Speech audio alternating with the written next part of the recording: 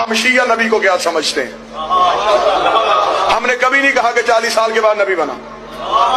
ہم نے کبھی نہیں کہا جبرائیل نے سینے کا آپریشن کیا.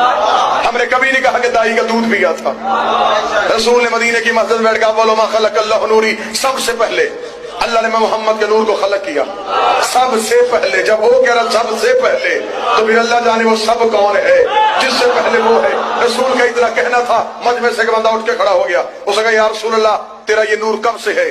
رسول نے کہا جب کب نہ تھا.